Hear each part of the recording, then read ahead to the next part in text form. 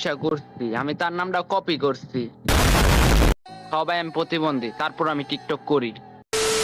বেশি কথা বলা আমার পছন্দ না, আমি ডাইরেক্ট পয়েন্টে আসি। ওমর অন ফায়ার কম বেশি কিন্তু সবাই অনলাইনের জগতে ওমর অন ফায়ার কে চিনে। এক কথা যদি তার পরিচয় চাও, সে একজন ফানি কন্টেন্ট ক্রিয়েটর। আজকের ভিডিওতে আমি তার কথা কেন বলতাছি আর আজকের ভিডিওর সাথে তার কিসের সম্পর্ক সবই জানতে পারবা এই ভিডিওতে। তার জন্য ভিডিওটা তোমাদের ফুল দেখতে হবে। আর আজকে তোমাদের সবাইকে আমি একটা মেসেজ দিব, তোমরা যারা ইউটিউবার হতে চাও, কন্টেন্ট ক্রিয়েট করতে চাও, যারা ওমর ভাইয়ের মতো ফানি কন্টেন্ট ক্রিয়েট করতে চাও, ওমর ভাইয়ের মতো ফ্যান পেজ বানাইতে চাও, ওমর ভাইয়ের মতো ফানি ভিডিও তৈরি করতে চাও ইউটিউবের ভিতরে বা ফেসবুকের ভিতরে, আজকের ভিডিওতে তোমাদের জন্য অনেক মেসেজ আছে। তো একটু কষ্ট করে সিট বেল্টটা লাগিয়ে ভিডিওটা ফুল দেখো। ওকে। শ্যামলা রং একটা অন্যরকম রং। মাঝে মধ্যে আমারে ফর্সা লাগে, মাঝে মধ্যে আমারে কালা লাগে, আবার মাঝে মধ্যে আমারে কিরকম লাগে আমি নিজেও জানি না।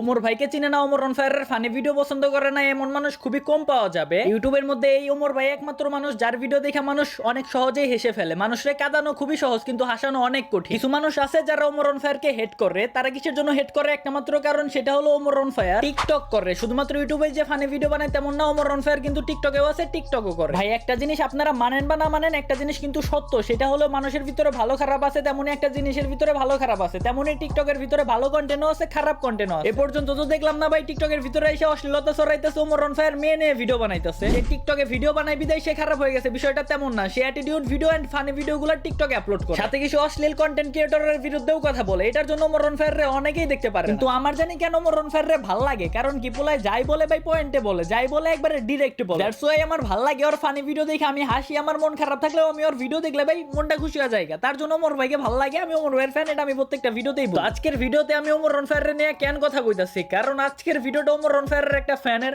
প্লাস বলতে পারো ওমর অন ফায়ারের নাম কপি করে একটা ছেলের, যে চ্যানেলের নাম ছিল ইয়ামিন অন ফায়ার। ভাই আমি সবসময় ডিরেক্ট কথা বলি, এতে মানুষ আমারে হেট করলো নাকি কি করলো আমি জানি না, কিন্তু আমার যেগুলো ভাই ব্রাদার আছে, যেগুলো আমার সাবস্ক্রাইবার, আমার ভাই, আমার ভাই মনে করে, তারা কোনো সময় আমারে ভুল বুঝবে। ফার্স্ট অফ অল তোমাদের সাথে একটা জিনিস আমি ক্লিয়ার করি, আমি একজন রোস্টার ভাই। আমি সবসময় সত্য কথা বলি, সত্যের পথে থাকি।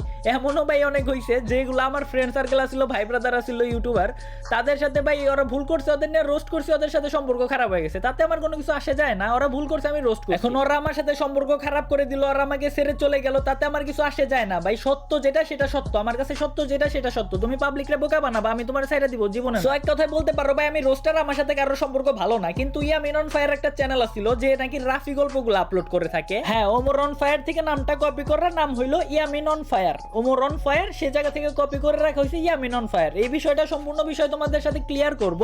তার আগে ছোট্ট একটা স্পন্সরের পরে তোমাদের সম্পূর্ণ বিষয় আমি বুঝিয়ে দিই।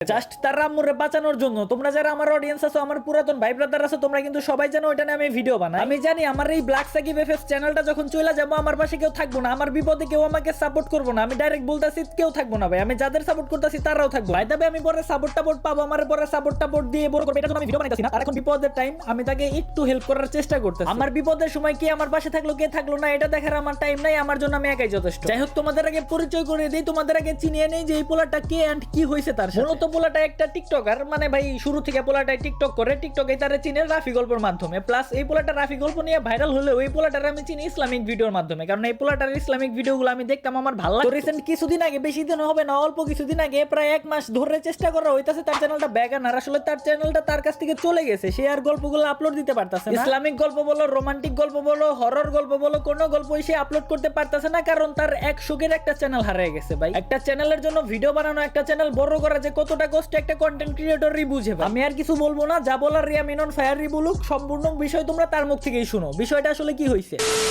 আসসালামু আলাইকুম গাইস, তো কেমন আছো তোমরা? আমি তোমাদের ইয়ামিন অন ফায়ার মাঝখানে হারাই গেছিলাম, এখন আমার বাইদা নিয়ে এসেছে তোমাদের মাঝে। আমার ফার্স্ট প্রশ্ন ভাই, ইয়ামিন অন ফায়ার কি লেগে নাম? ওমর অন ফায়ারের নাম নিয়ে কি ভিউ ব্যবসা করতেছেন? আমি ওমর অন ফায়ারের নাম নিয়ে ভিউ ব্যবসা করছি, আমি তার নামটা কপি করছি। বিশেষ করে তার ফ্যান অবশ্যই তার নামটা লাগানো চাই। আপনারা যদি মনে করেন ব্যবসা করছি, তাহলে ব্যবসাই করছি। তার মানে কইতাছেন ভাই ওমর অন ফায়ারের ফ্যান আপনি, তার জন্য নামটা কপি করছেন, ইয়ামিন অন ফায়ার দিবেন। ওমর অন ফায়ার থেকে Yamin on fire as a fan হিসেবে। হ্যাঁ অবশ্যই ফ্যান হিসাবে নামটা দিচ্ছি। এখন কথা হলো ওমর ভাই তো ফানি ভিডিও করে, আপনি গল্পের ভিডিও দেন, দুইটা তো আলাদা আলাদা। ভাই প্রত্যেকটা মানুষ যদি এক হয় তাহলে তো হয় না। তো ওমর ভাই ফানি ভিডিও করে, আমি গল্পর ভিডিও বানাই, কারণ আমার গল্প ভালো লাগে তাই আমি বানাই।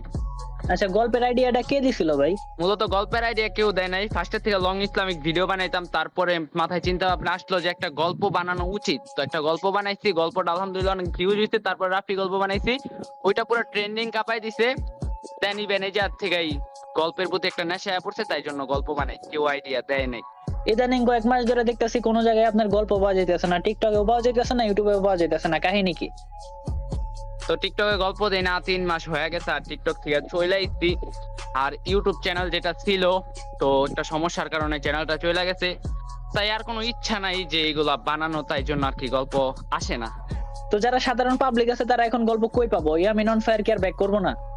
তো অনেক মানুষ বলতাছি ইয়ামিন অন ফায়ার অবশ্যই ব্যাক করব, আপনাদের আগের মতো একটা সাপোর্ট দেখাইতে হইব, তাইলে অবশ্যই ব্যাক করব, আপনাদের আগ্রহ দেখাইতে হইব। তো টিকটকের মধ্যে ভালো খারাপ কন্টেন্ট দুইটাই আছে, একতরফা ভালো বানায় আর একতরফা খারাপ বানায়। এখন খারাপের জন্য যে পুরো টিকটক প্ল্যাটফর্মই খারাপ তেমন কিন্তু না, টিকটকের মধ্যে ভালো কন্টেন্টও আছে, যেমন আমাদের ইয়ামিন অন ফায়ার।